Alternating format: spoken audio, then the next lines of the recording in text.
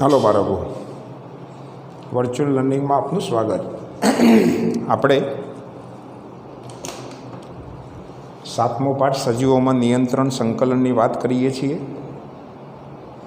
3 lecture की चर्चा पूरी थई है। आज આપણે चौथा लेक्चर तरफ आगळ વધવું છે। आना આગળના लेक्चर में આપણે શાની चर्चा करी तो वनस्पति अंतस्त्रावों की बात करी, वृद्धि प्रेरक, वृद्धि अवरोधक, वनस्पतिओं में हलनचलन एटले कि वनस्पतिओं की गति वृद्धि आधारित, वृद्धि थी मुक्त। आपणे आवर्तनना प्रकारों की चर्चा करी, बरोबर। प्रकाशानुवर्तन, जलानुवर्तन, स्पर्शानुवर्तन, भू आवर्तन, रसायनुवर्तन।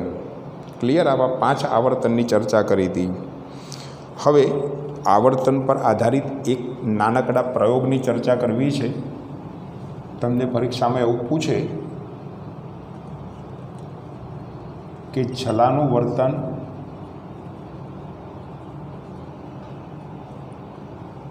दर्शावतो प्रयोग वर्णवो।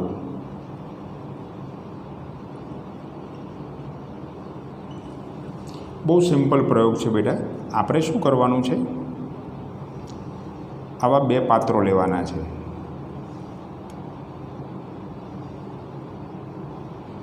आ पात्र ए छे अने आ पात्र बी छे,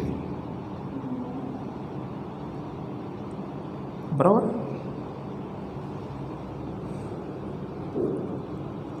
एमां माटी भरी देवानी।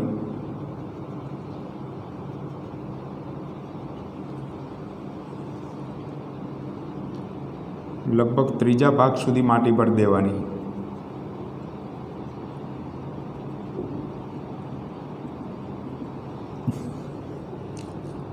एमां एक ज वनस्पतिना 2 छोड़ छे ने, कूमड़ी डाळीओ रोपी देवानी, एक ज प्रकारना छोड़नी।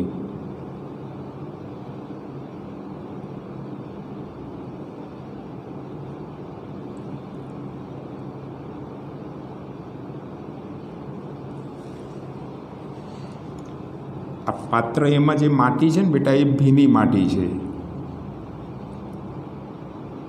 आटलुं याद राखवानुं। आ जे माटी छे ने ए सूकी माटी छे, पण एमां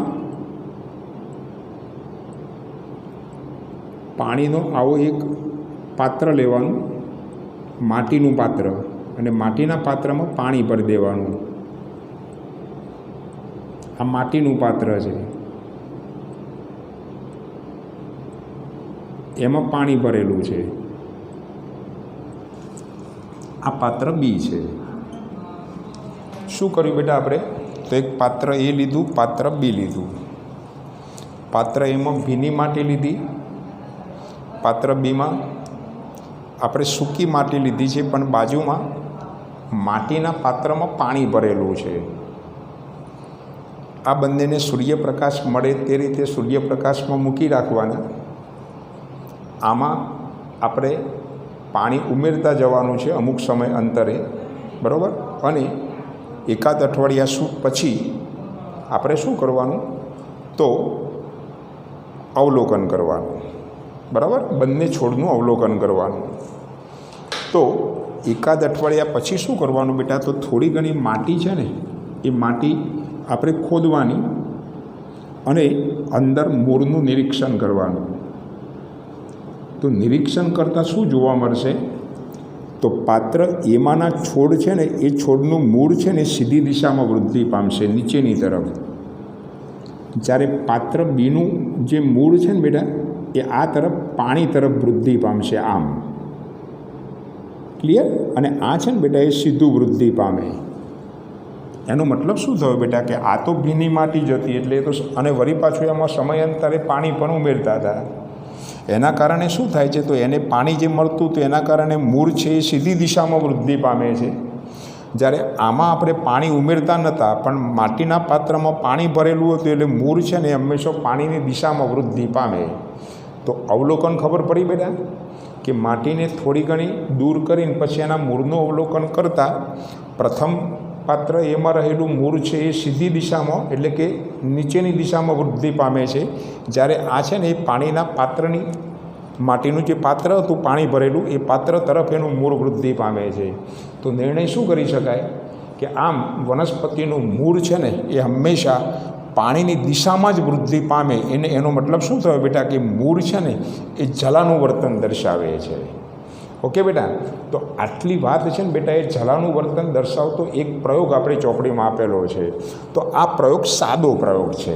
બોલો ક્લિયર? હવે આપણે શું કરવું છે બેટા? તો ખૂબ જ અગત્યની વાત કરવી છે.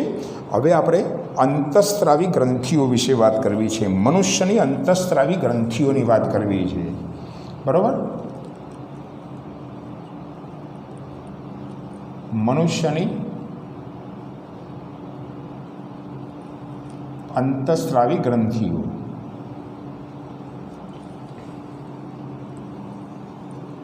જોજો બેટા, આપણે શું કરવું છે બેટા કે અહીં આપણે ગ્રંથિઓ લખવી છે.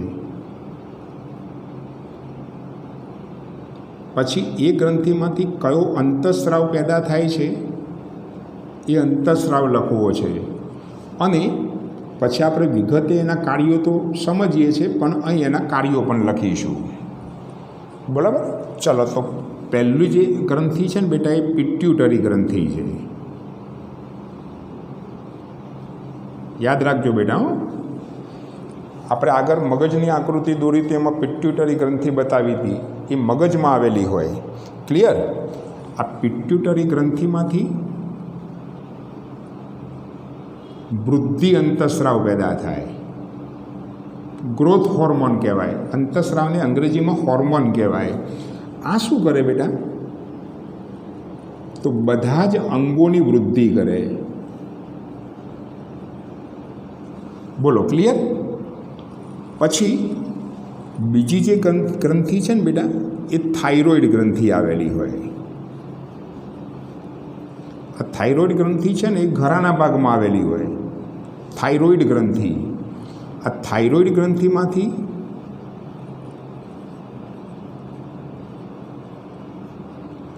થાઇરોક્સિન અંતઃસ્રાવ મુક્ત થાય. આ થાઇરોક્સિન અંતઃસ્રાવ શું કરે બેટા? તો શરીરની વૃદ્ધિ માટે જવાબદાર છે.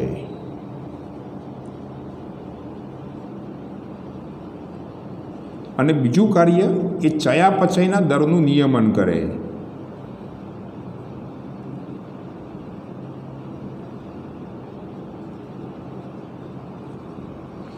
બોલો બેટા, ખબર પડી ગઈ? પછી ત્રીજો અંતઃસ્રાવ સ્વાદુપિંડ.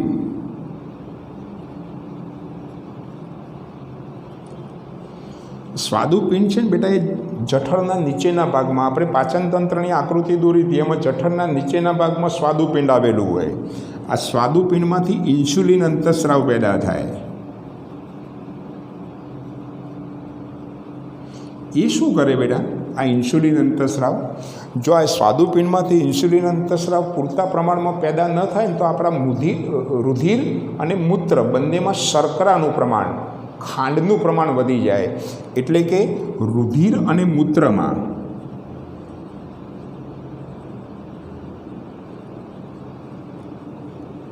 શું કરે બેટા? તો શર્કરાના પ્રમાણનું નિયમન કરે.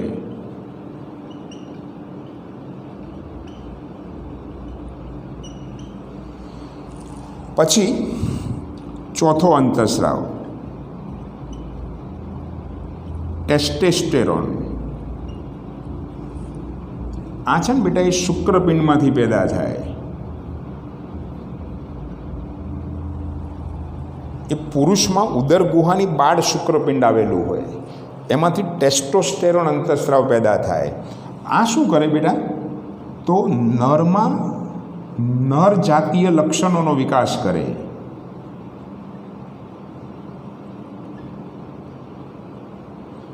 નર જાતીય લક્ષણો એટલે દાઢી મૂછ ઉગવી, એ નર જાતીય લક્ષણ છે.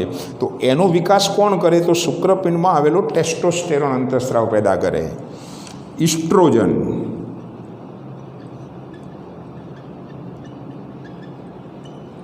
આ ઇસ્ટ્રોજન છે ને બેટા એ અંડપિંડમાંથી પેદા થાય. એ સ્ત્રીમાં ઉદર ગુહામાં અંડપિંડ આવેલું હોય એમાંથી ઇસ્ટ્રોજન પેદા થાય. એ શું કરે બેટા? તો માદા જાતીય લક્ષણોનો વિકાસ કરે.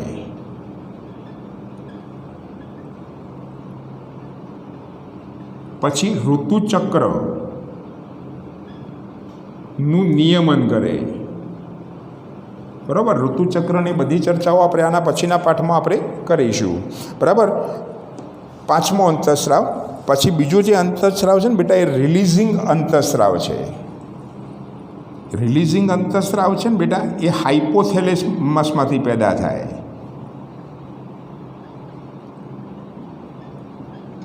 આ હાઇપોથેલેમસ પણ મગજમાં જ આવેલું હોય.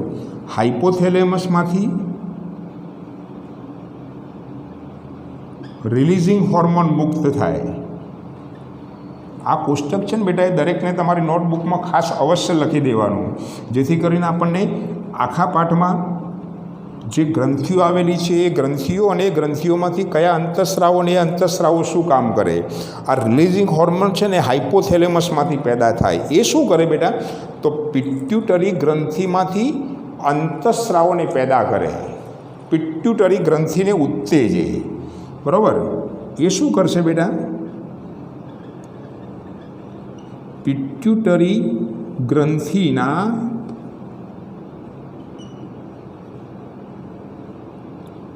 અંતઃસ્રાવોને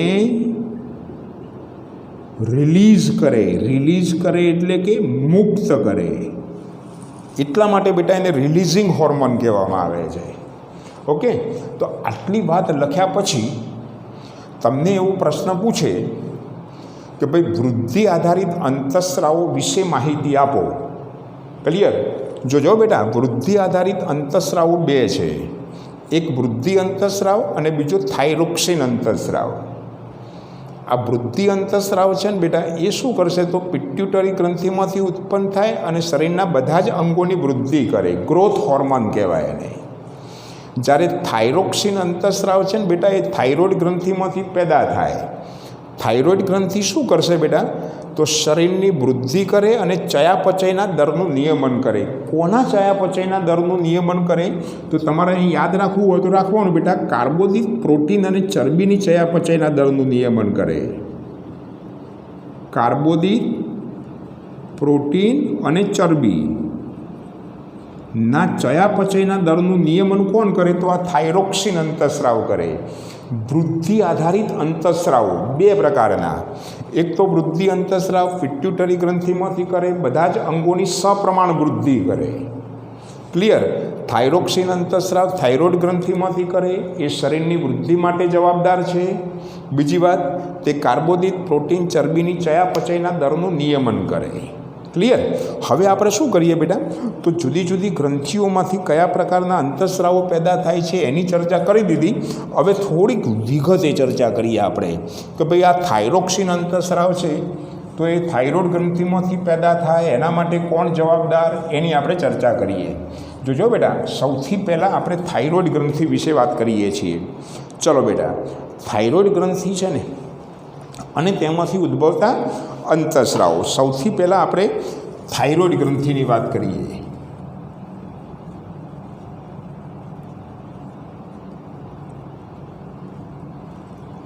આ ગળાના ભાગે આવેલી હોય એનું સ્થાન. બીજી વાત, થાઇરોઇડ ગ્રંથિમાંથી થાઇરોક્સિન અંતઃસ્રાવ પેદા થાય.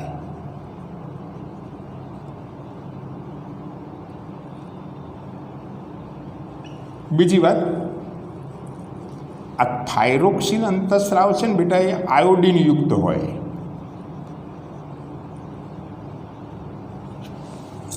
થાઇરોક્સિન અંતઃસ્રાવ શું હોય બેટા? તો આયોડિન યુક્ત હોય.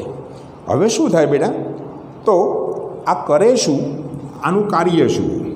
એની અસર આપણે ત્યાં ભણી ગયા છે. એક વૃદ્ધિનું નિયમન કરે અને નંબર 2 કાર્બોદિત, પ્રોટીન, ચરબીની ચયાપચયના દરનું નિયમન કરે. શું અસર કરે? તો 2 અસરો કરે. જુઓ બેટા, એ શરીરની વૃદ્ધિ પણ કરે, કાર્બોદિત, પ્રોટીન, ચરબીની ચયાપચયના દરનું નિયમન કરે.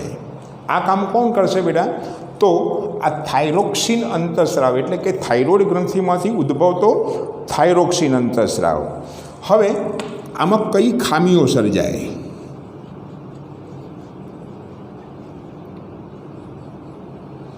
તો આમાં જે ખામી સર્જાય ને બેટા, એ ગોઈટર નામની ખામી સર્જાય.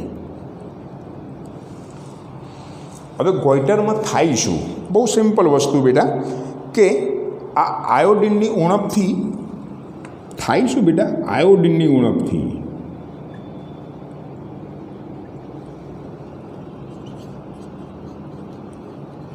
આ થાઇરોક્સિન અંતઃસ્રાવ ન સ્રવે.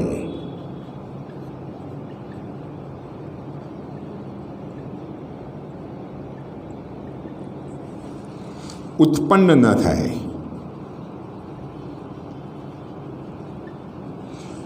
આહારમાં આયોડિનની ઉણપ હોય ને બેટા, તો થાય શું? તો આ થાઇરોક્સિન અંતઃસ્રાવ ઉત્પન્ન ન થાય. અને થાઇરોક્સિન અંતઃસ્રાવ ઉત્પન્ન ન થાય ને એટલે ગળામાં આવેલી જે થાઇરોઇડ ગ્રંથિ છે ને એ ફૂલે. આના કારણે શું થાય? તો ગળામાં બેડોર ગાંઠ ઉદ્ભવે. આવી જે ખામી છે ને, એવી ખામીને ગોઈટર ખામી કહેવામાં આવે. ગોઈટરમાં થાય શું બેટા, કે આહારમાં જો આયોડિનની ઉણપ હોય ને, તો આવા સંજોગોમાં થાય શું? તો થાઇરોક્સિન અંતઃસ્રાવ પેદા ન થાય. થાઇરોક્સિન અંતઃસ્રાવ પેદા ન થાય એટલે ગળામાં આવેલી થાઇરોઇડ ગ્રંથિ ફૂલી જાય, એટલે ગળામાં આમ ખૂબ મોટી બેડોર ગાંઠ ઉદ્ભવે. આવી પરિસ્થિતિ એને ગોઈટર કહેવામાં આવે. તો પછી આનું નિવારણ શું? તો એક જ વસ્તુ બેટા, આનું નિવારણ એક જ, આયોડિન યુક્ત મીઠાનું સેવન કરવું.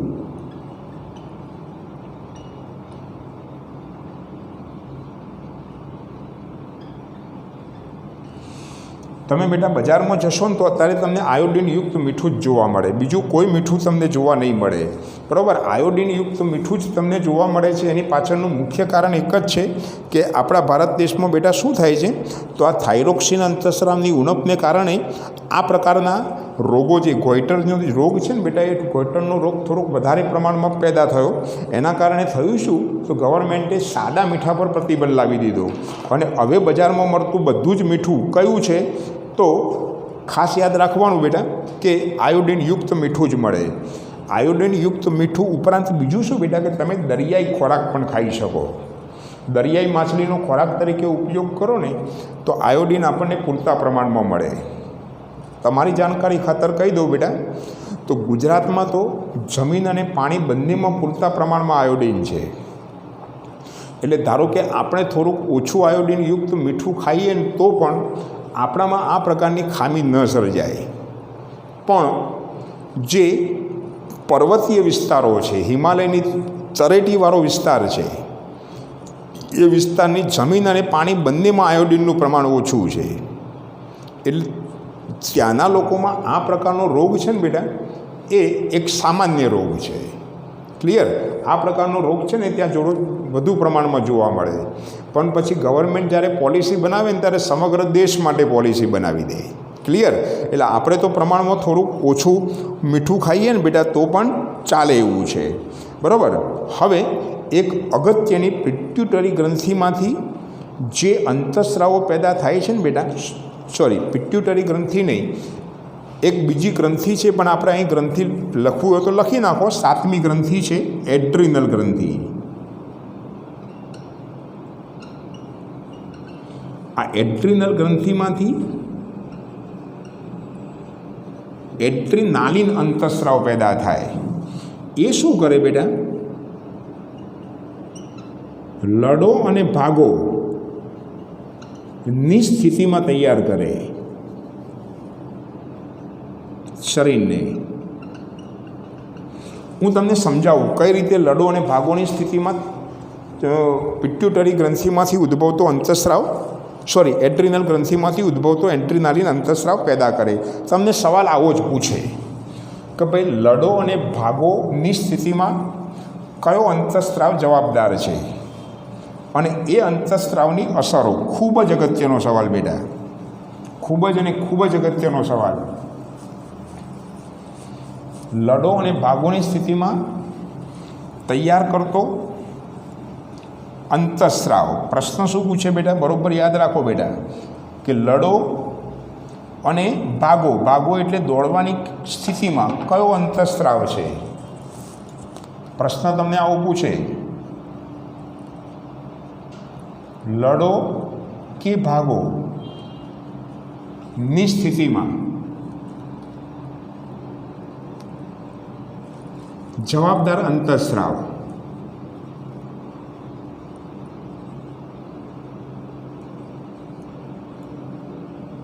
બરાબર. અને એ અંતઃસ્રાવની અસરો શું? મારી દૃષ્ટિએ બેટા આ પ્રશ્ન બહુ જ અગત્યનો. લડો અને ભાગોની સ્થિતિમાં જવાબદાર અંતઃસ્રાવ છે ને બેટા, એ એડ્રીનાલિન અંતઃસ્રાવ છે.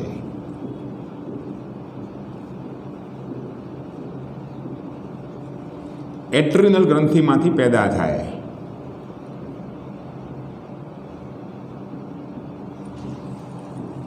ક્લિયર? તો આ એડ્રીનલ ગ્રંથિ છે ને બેટા, એ પેલા મૂત્રપિંડની ઉપરના ભાગમાં આવેલી હોય. આપણે ઉત્સર્જન તંત્રની આકૃતિ દોરી હતી ને ત્યારે આપણે મૂત્રપિંડના ઉપરના ભાગમાં એડ્રીનલ ગ્રંથિ દોરી હતી. એડ્રીનલ ગ્રંથિમાંથી એડ્રીનાલિન અંતઃસ્રાવ પેદા થાય. હવે આ અંતઃસ્રાવ છે ને બેટા, એની સૌથી પહેલી અસર શું કે એડ્રીનાલિન ગ્રંથિથી શું અસર થાય? તો હૃદયના ધબકારા વધે. અને હૃદયના ધબકારા વધે ને બેટા એટલે થાય શું? આપણા સ્નાયુઓને વધારે પ્રમાણમાં ઓક્સિજન પૂરો પડે. સૌથી પહેલાં એ શું કરે બેટા? તો હૃદયના ધબકારા વધારે.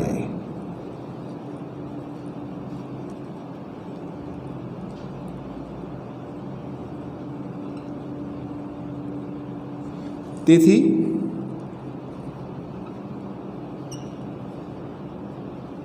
સ્નાયુઓને વધુ ઓક્સિજન પ્રાપ્ત થાય. બીજી વાત, અગત્યની વાત બેટા, આપણા પાચન તંત્ર અને ત્વચા એમાં નાની નાની ધમનીઓ આવેલી હોય.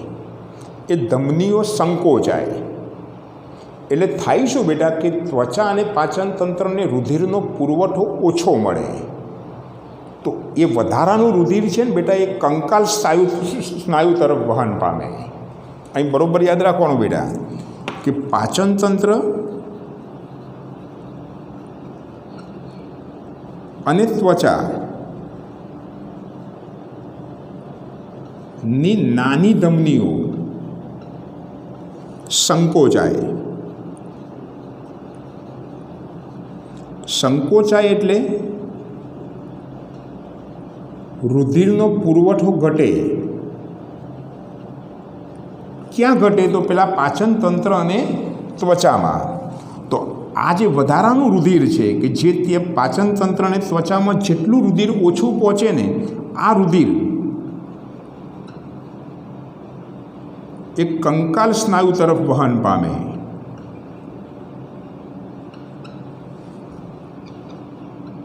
એટલે કંકાલ સ્નાયુને વધારે પડતો શું મળે? તો બેટા ઓક્સિજનનો પુરવઠો મળે, એટલે કે રુધિર મળે. બીજું બેટા શું થાય? તો ઉરોદર પટલ અને પાંસળીના સ્નાયુઓનું સંકોચન થાય.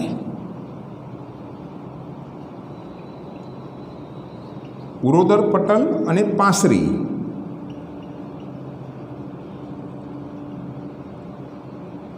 સ્નાયુનું સંકોચન થાય. આના કારણે શું થાય બેટા? તો શ્વસન દર વધે. આ ત્રણ પ્રકારની અસરો છે ને બેટા, એ આપણા શરીરને લડો અને ભાગોની સ્થિતિમાં તૈયાર કરે છે શરીરને. કઈ ત્રણ અસરો? તો જો હૃદયના ધબકારા વધારે એટલે સ્નાયુઓને વધારે પ્રમાણમાં ઓક્સિજન મળે. પાચન તંત્ર અને ત્વચાની નાની રુધિરવાહિનીઓ સંકોચાઈ જાય એટલે એ વધારાનું રુધિર કંકાલ સ્નાયુઓ તરફ વહન પામે. ક્લિયર? પછી બીજી વાત, પેલા ઉરોદર પટલ અને પાંસળીના સ્નાયુઓનું સંકોચન થાય. સંકોચન થાય એટલે શ્વસન દર વધે, જેના કારણે ઓક્સિજનનો પુરવઠો વધારે મળે. ખૂબ જ અગત્યનો બેટા, લડો યા ભાગોની સ્થિતિમાં જવાબદાર અંતઃસ્રાવ કયો? તો એડ્રીનાલિન અંતઃસ્રાવ. તમને પરીક્ષામાં પૂછે કે એડ્રીનલ ગ્રંથિમાંથી ઉદ્ભવતા અંતઃસ્રાવ વિશે માહિતી આપી, તેની અસરો લખો. ક્લિયર? આમ પણ પ્રશ્ન પૂછે, લડો યા ભાગોની સ્થિતિમાં જવાબદાર અંતઃસ્રાવ કયો છે? તો આ રીતે પણ પ્રશ્નનો જવાબ આપી શકાય. બીજી વાત, આપણે બીજા 2 અંતઃસ્રાવો વિશે વાત કરવી છે. સ્વાદુપિંડમાંથી આપણે થાઇરોઇડ ગ્રંથિમાંથી અંતઃસ્રાવ, પછી એડ્રીનાલિન ગ્રંથિમાંથી ઉદ્ભવતો અંતઃસ્રાવ. હવે આપણે સ્વાદુપિંડમાંથી ઉદ્ભવતા અંતઃસ્રાવ વિશે માહિતી લેવી છે. સ્વાદુપિંડમાંથી બેટા કયો અંતઃસ્રાવ પેદા થતો હતો? તો ઇન્સ્યુલિન અંતઃસ્રાવ. અહીં યાદ રાખો બેટા,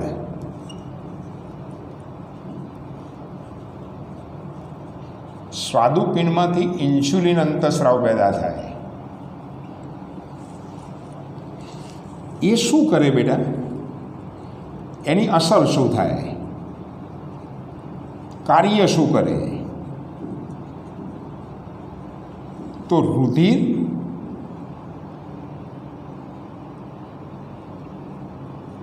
અને મૂત્રમાં શર્કરાના પ્રમાણનું નિયમન કરે.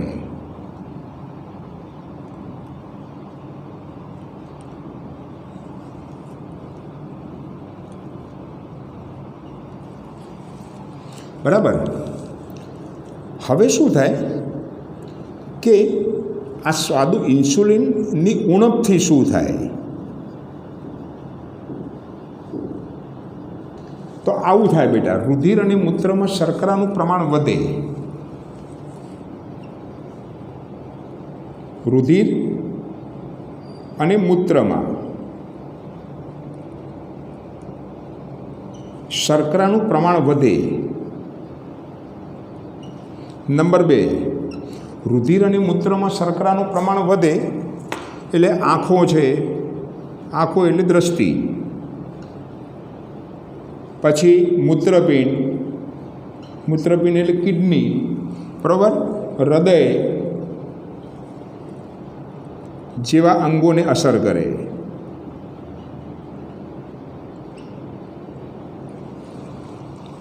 તો પછી આના ઉપાય શું?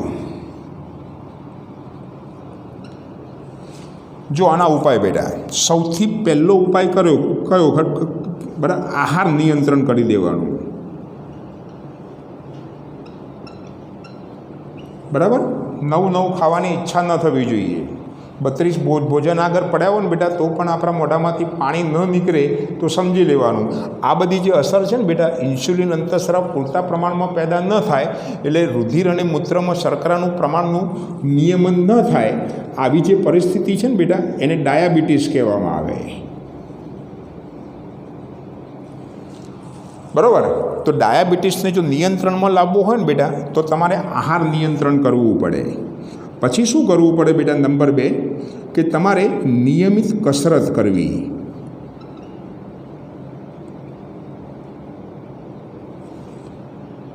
નિયમિત કસરત કરવી, સામાન્ય રીતે ચાલવું. બરાબર. પછી નિયમિત દવાઓ લેવી.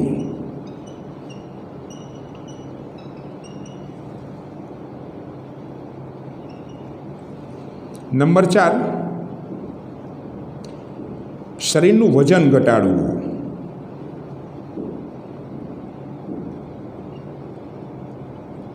અને નંબર 5, ઇન્સ્યુલિનના ઇન્જેક્શન લેવા.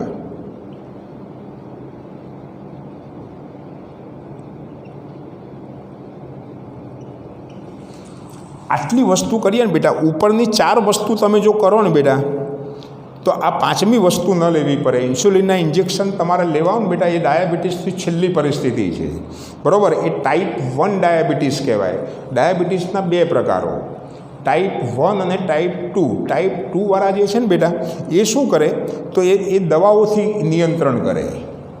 હવે દવાઓથી નિયંત્રણ કરવું હોય ને બેટા, તો આ બધું કરવું પડે. તમારે આહારમાં નિયંત્રણ કરી લેવું પડે, નિયમિત કસરત કરવી પડે, શરીરનું વજનમાં વધઘટ ન થવી જોઈએ. આ 3 વસ્તુ તમે કરો ને બેટા, અને પછી નિયમિત દવાઓ લો ને, તો આ 5મા સ્ટેજ પર જવું ન પડે. તમને પરીક્ષામાં એવો પ્રશ્ન પૂછે કે ભાઈ, ડાયાબિટીસના દર્દીઓને ઇન્સ્યુલિનના ઇન્જેક્શન લેવાની સલાહ આપવામાં આવે છે, તો આપણે આવું લખવાનું બેટા કે સ્વાદુપિંડમાંથી ઇન્સ્યુલિન પેદા થાય, જે રુધિર અને મૂત્રમાં શર્કરાના પ્રમાણનું નિયમન કરે. જો પૂરતા પ્રમાણમાં ઇન્સ્યુલિન ઉત્પન્ન ન થાય તો દ્રષ્ટિ, મૂત્રપિંડ, હૃદય જેવા અંગોને કાયમી નુકસાન થાય. વૃદ્ધિની ચયાપચયના દરનું પણ નિયમન ન થાય. માટે ડાયાબિટીસના દર્દીઓને ઇન્સ્યુલિનના ઇન્જેક્શન લેવાની સલાહ આપવામાં આવે છે. ક્લિયર? ઓકે. પછી પેલું ગોઈટર રોગ ન થાય એના માટે આહારમાં આયોડિનયુક્ત મીઠાનું સેવન કરવું જોઈએ. કેમ બેટા? કે થાઇરોક્સિન અંતસ્રાવ છે એના માટે આયોડિન જવાબદાર. જો આયોડિનની ઉણપ હોય તો થાઇરોક્સિન અંતસ્રાવ પેદા ન થાય, જેના કારણે થાઇરોઇડ ગ્રંથિ ફૂલી જાય અને ગોઈટર કહેવાય, જેને કારણે આહારમાં આયોડિનયુક્ત મીઠાનું સેવન કરવું જોઈએ. આ બધા બેટા પેટા પ્રશ્નો છે. ક્લિયર? ઓકે.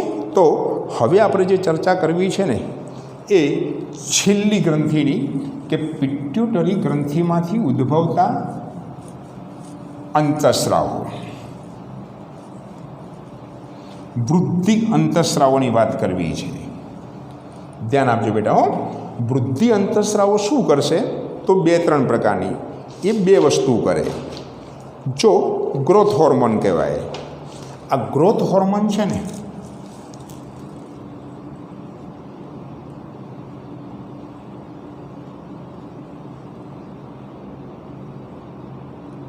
ગ્રોથ હોર્મોન એટલે GH.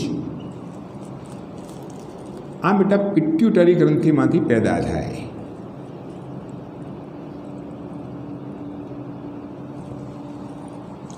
હવે આમાં થાય શું બેટા? કે પિટ્યુટરી ગ્રંથિમાંથી ઉત્પન્ન થાય ને એટલે 2 વસ્તુ થાય. કાં તો વામનતા આવે અને કાં તો વિરાટ કાયદા આવે.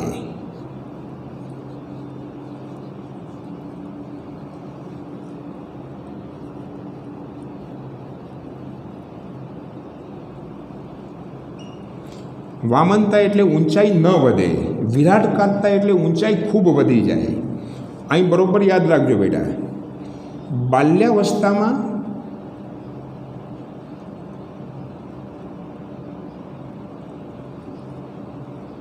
જો ઓછો GH પેદા થાય,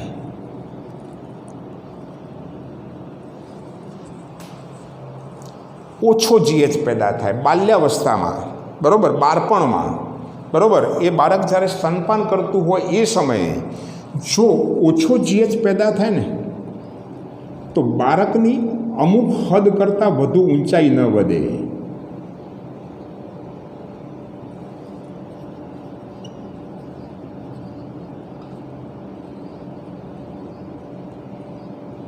સાદી ભાષામાં કહીએ ને બેટા તો વ્યક્તિ ઠીંગુજી રહે. સર્કસમાં આવે છે પેલા, બરાબર, એમાં ગ્રોથ હોર્મોન બાળપણમાં જ વધારે પેદા ન થયો હોય. વિરાટ કાયદા જો બાલ્યાવસ્થામાં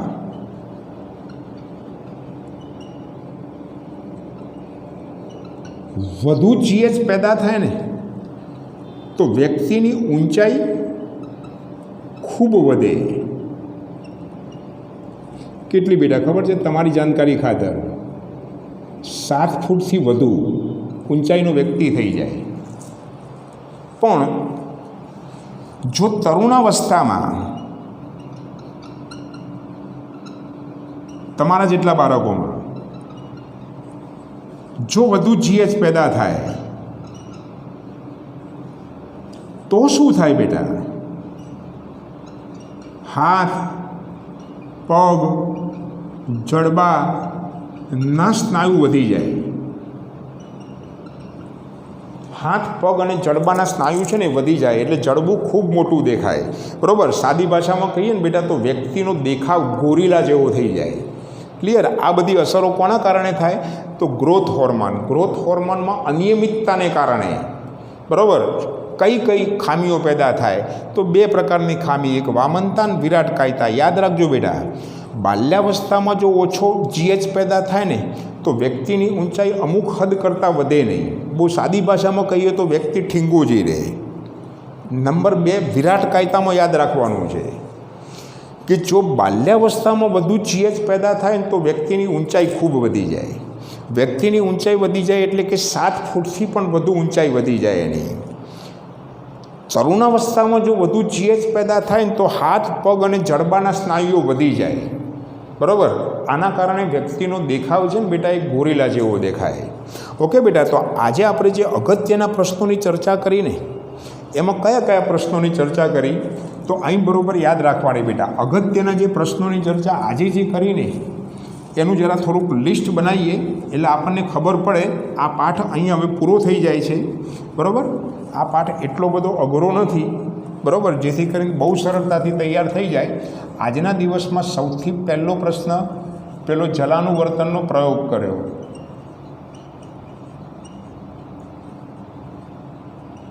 ક્લિયર? ત્યાર પછી આપણે થાઇરોઇડ ગ્રંથિ વિશે વાત કરી, પછી પિટ્યુટરી ગ્રંથિ વિશે વાત કરી,